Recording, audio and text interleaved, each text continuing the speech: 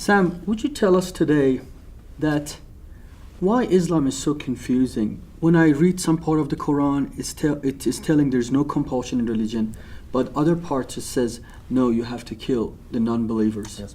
Why do you have certain places in the Quran in which it seems to teach tolerance and peaceful coexistence, but then there are other parts in which Muslims are commanded to attack unbelievers until they became Muslim, or in the case of Jews and Christians, pay a sum of money as a sign of them being humiliated and debased by the Muslims. Like a protection tax? Yes, the term used in the Quran is jizya, and that is the money that a Jew and Christian must pay if he wants to retain his religious identity.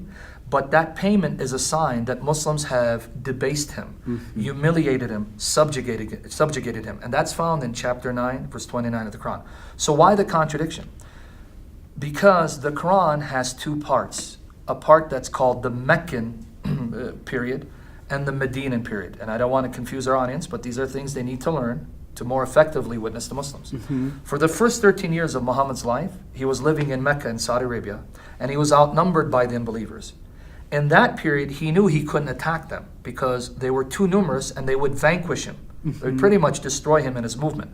So those verses were composed in that period, where he's talking about, to you your religion, to me my religion, no compulsion, you know, God will settle on the day of judgment, to each his own. But then he migrated to Medina, and he becomes the head of a state. Now he has an army. Now he has warriors who are willing to kill and be killed for Allah and His Messenger. So now the tone changes.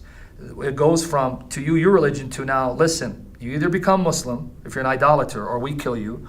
Or in the case of Jews and Christians, if you don't want to become a Muslim, pay the sum of money as a sign that Islam has conquered you, subjugated you, and humiliated you. That's why you have these contradictions in the Quran.